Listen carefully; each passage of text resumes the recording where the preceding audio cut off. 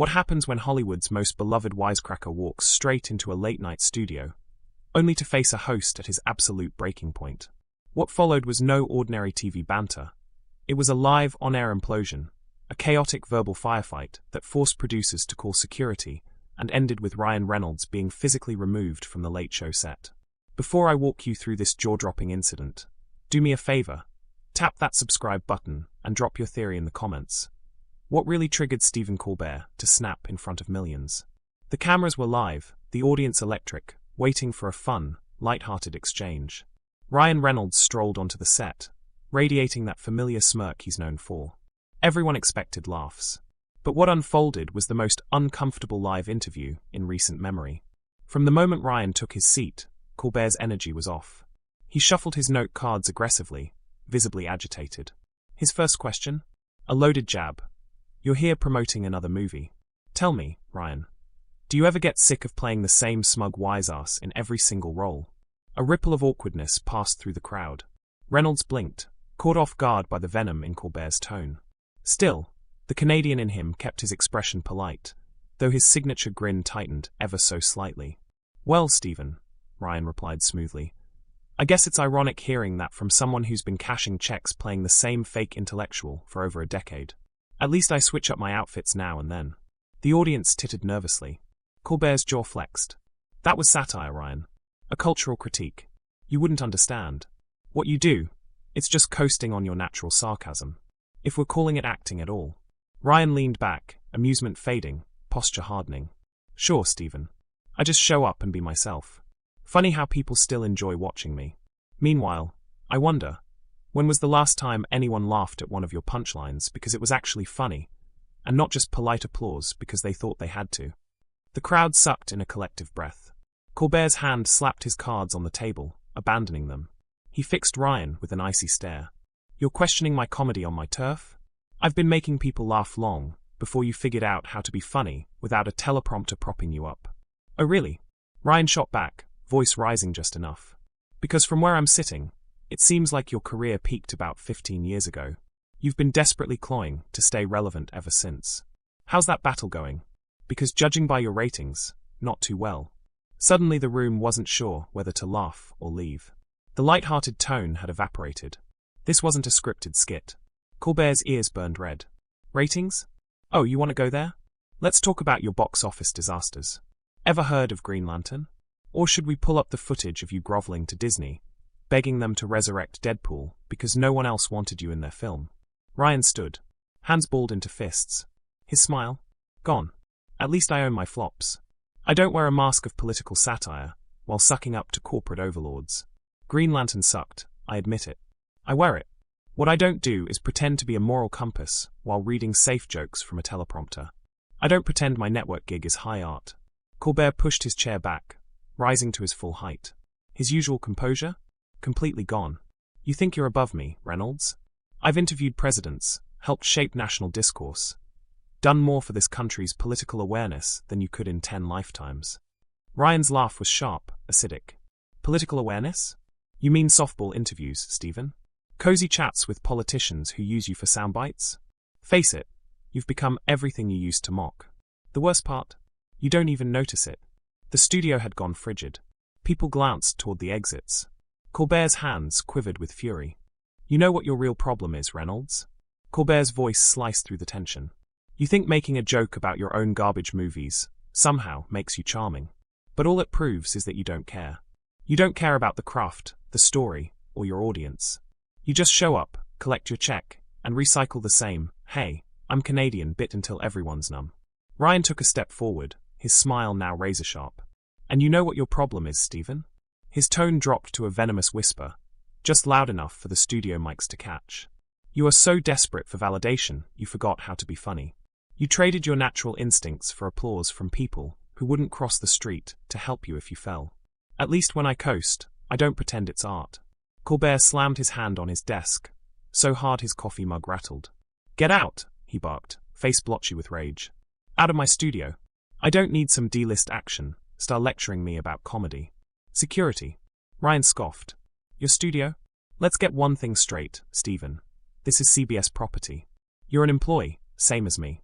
The only difference? I know my place. Security footsteps echoed from offstage, but Ryan wasn't finished. He turned to the audience, now stunned into silence. Since Stephen wants to act like this is his royal court, maybe it's time you folks knew what goes on behind the scenes of your favorite late-night circus. Colbert practically hissed, leaning over his desk. Don't you dare try to turn my crowd against me. They came for entertainment, not your midlife crisis. Ryan's reply was ice cold. The only crisis happening is yours. Tell them about your tantrum backstage. About how you threatened your producers 20 minutes ago because you weren't happy with the guest lineup.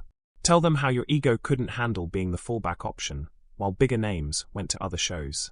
Stephen's complexion drained, his mouth opening, but no words came. You don't know what you're talking about, security. Get him out of here. Yet the guards hovered, hesitation in their steps. Conflicting orders screamed through their earpieces. Producers scrambled offstage, unsure whether to cut to commercial or let this train wreck continue. Oh, but I know exactly what I'm talking about, Ryan pressed, his momentum growing like a tidal wave. I know about the cue cards stashed under your desk with pre-scripted comebacks. I know about the fake difficult guest rehearsals you force your staff through, just so you won't get caught off guard. I know about the contract clause that lets you eject any guest who bruises your ego. The audience leaned in, discomfort morphing into sheer curiosity. This wasn't a PR stunt anymore. This was raw, unpredictable chaos. Stephen shoved his chair aside and rounded his desk, closing the distance between them. You think you're smart? You think you're special because you showed up here to grandstand? Guess what, Reynolds? When this is over, you'll still be a washed-up actor who hit his ceiling with a second-rate superhero flick, while I'll still be here, running this show, steering the conversation. Ryan's grin turned sinister. Funny, that washed-up actor made more money last year than you made in 5, and didn't have to sell his soul to do it. People still laugh with me, Stephen. You? You're a relic they politely clap for. Stephen's voice escalated, veins popping on his neck. You mean that cynical shtick where you laugh at yourself because you know you've got no standards? That's not charm, Ryan, that's giving up. Ryan cut him off, stepping forward. And you're any better? Every joke you crack comes from some faceless writing room. When's the last time you had a real thought? Something that wasn't spoon-fed by network execs? You used to be fearless, now you're just another corporate mouthpiece. Phones were out now, audience members capturing every brutal exchange. Stephen crept closer, voice lowering to a growl. Fearless? Let's talk about your marriage, Ryan. About how you had to reinvent yourself to date Blake Lively, because the real you was unbearable.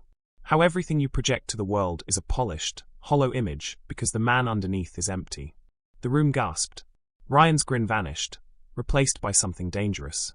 Careful, his voice dropped to lethal quiet. You don't want to open that door. Because if we start airing personal laundry, I know a few things about your little mutual divorce story that'd change a few opinions around here. Colbert flinched, face pale but eyes blazing. Don't you dare talk about my family. Don't you ever cross that line. Oh, I'll cross whatever line I want. Ryan's tone crackled with electricity. I know exactly how many people walk on eggshells around you backstage. I know about the staff who dread seeing which version of you shows up, smug Stephen or volcanic Stephen. And I know you're terrified the world is starting to see through your phony intellectual act. Security inched closer, but both men were locked in place, fury radiating between them. Stephen's fists clenched so tightly his knuckles went white. You think you know me? His voice trembled between fury and disbelief. I built something here. I used this show to stand for something, to make people think, to bring real conversations into living rooms. What have you done? Made cheap jokes about chimichangas. Ryan's laugh was hollow, edged with bitterness. What you built is a bubble. A safe space where you pretend to be important, while never challenging anyone who actually matters. You don't hold power accountable, Stephen. You placate it. At least I'm honest. I make brainless entertainment, but I never lie to myself about what it is. The lead security guard finally reached Ryan, placing a firm hand on his shoulder. Sir, I need you to come with me. Ryan shrugged him off like a minor annoyance, his stare never leaving Colbert. Don't worry, I'm leaving. But before I go, Stephen. His voice dropped, the words slicing like a razor. Tonight, in front of everyone, you showed them who you really are. Not the clever commentator, not the wise satirist, but a bitter, insecure shell who can't handle a challenge. Get him out. Stephen barked, spittle flying. Out before I do something I'll regret. Two guards moved in, gripping Ryan by both arms. He let them guide him toward the exit, then suddenly stopped, making them stumble. Slowly, methodically, he turned back to the stage. You know what? I was going to let this end quietly. His voice echoed through the silent studio, calm, collected, dangerous. But since you're so hell-bent on proving me right, why not give your audience the full picture? Colbert's breath quickened, instinctively retreating behind his desk like it was armor. Ryan held up his hands in mock peace. Relax. I'm not going to throw punches. But I am going to finish what you started. Turning toward the stunned crowd, Ryan's voice took on a clarity that filled every inch of the room. Folks, this isn't about me being a smug Hollywood guest. This is about the man sitting behind that desk, your beloved late-night host, showing his true colors. You just saw it. Colbert's jaw tightened. Don't listen to him. He's trying to tear everything down. Everything we built together. Ryan's laugh was sharp and humorless. Together? These people don't owe you anything, Stephen. You don't respect them. You exploit them. You peddle outrage, fake concern, and partisan jokes, then pat yourself on the back and call it making a difference. Colbert's voice was shaky but defiant. This is my house. You don't come here and insult me in front of my people. Your house? Ryan's expression hardened, eyes like steel. This isn't your house. This is a rented stage, dressed up like relevance. You've disrespected your audience, your team, and your profession, all to satisfy your fragile ego. The camera crew stood frozen, boom mics trembling in midair. Even the producers backstage didn't dare cut the feed. Colbert's voice cracked, fury and exhaustion warring inside him. I gave my life to this. No, you surrendered your soul to this, Ryan snapped. And 6 months from now, no one will remember your interviews or your rehearsed monologues. They'll remember this. The night Stephen Colbert cracked live on air because someone told him the truth. Colbert dropped into his chair like a broken man, fingers gripping the desk edge. You're right, he whispered, staring into the void. I lost control. I made a fool of myself. Ryan's eyes narrowed, sensing the fight slipping away from his rival. But Stephen wasn't done. But you know what, Ryan? Colbert looked up, a flicker of raw fire in his eyes. At least I care. At least I give a damn about more than my reflection. You're just another pretty boy actor hiding behind self-deprecating jokes because deep down, you know you'll never be respected. Ryan moved toward the desk slowly, the crowd holding its collective breath. Security lingered nearby, but didn't intervene. You think I've never had to fight? Ryan's voice was raw now, stripped of sarcasm. You think I don't know struggle? Stephen rolled his eyes. Spare me the hardship stories. You're a good-looking white guy from Canada. You coasted your way here. Ryan's response hit like a hammer. Let's talk about watching your father die while you're forced to make people laugh. Let's talk about crippling anxiety you mask with jokes and smiles. About being mocked for every failure, every box office flop, every time your wife's success made people question your worth. Colbert blinked, thrown off balance. You want to talk about fake personas? Ryan leaned in, fury giving way to something deeper, something raw. At least when life punched me in the mouth, I didn't burn down the people around me. I didn't drag my team into my misery, or pretend my bitterness was journalism. I got back up. I made people laugh, not to manipulate them, but to survive. Colbert's lip trembled, jaw tightening, as if holding back something too painful to admit. Ryan stepped back, his voice finally softening. But you turned pain into poison. And now, everyone sees it. Security hovered, ready to act. Ryan nodded toward them. I'm done here. He turned to the audience one last time, his voice carrying finality. You folks deserve better, better than this circus, better than a host who lost his way. He walked toward the exit, security trailing behind, leaving Colbert alone, exposed, defeated, silent under the blinding studio lights. As Ryan disappeared behind the curtain, the studio was left in stunned silence. Cameras remained fixed on Stephen, who sat motionless at his desk, shoulders hunched, face pale and distant. The crowd, once full of energy, sat in awkward, shifting discomfort, uncertain whether to clap, leave, or simply process what they had just witnessed. Producers frantically whispered through headsets, debating whether to cut to commercial or salvage what was left of the segment. But Colbert didn't move. The weight of the night pressed down on him like never before. Finally, after what felt like an eternity, he looked up. His voice, normally sharp and commanding, was now cracked and quiet. We'll be right back, he muttered, the words barely making it to the microphones. The screen faded to black, but everyone in that studio, crew, audience, even Stephen himself, knew the damage was already done. In the hours that followed, The confrontation became the most viral moment in late-night history. Clips flooded every corner of the internet. Headlines screamed about the explosive meltdown, the career-ending tirade, the humiliation of a beloved host by a Hollywood star. Social media was ablaze, some praising Ryan for exposing hypocrisy, others sympathizing with Colbert for being pushed too far. The internet divided into camps, and the debate raged on. But one truth remained undeniable. Nothing about The Late Show would ever be the same. By morning, networks were already holding emergency meetings. Stephen's team scrambled to manage the fallout, releasing carefully worded statements about tensions running high and misunderstandings on live television. Ryan, on the other hand, stayed silent. No statements, no tweets, nothing. His silence was louder than any press release. Reporters camped outside the CBS building, trying to catch any glimpse of Colbert arriving or leaving. Paparazzi hounded Reynolds, hoping for a reaction, but he stayed out of sight. The following evening, millions tuned in, eager to see how Colbert would address the storm. The lights dimmed, the familiar music played, and Stephen walked out. No smile, no jokes, just a heavy, somber expression.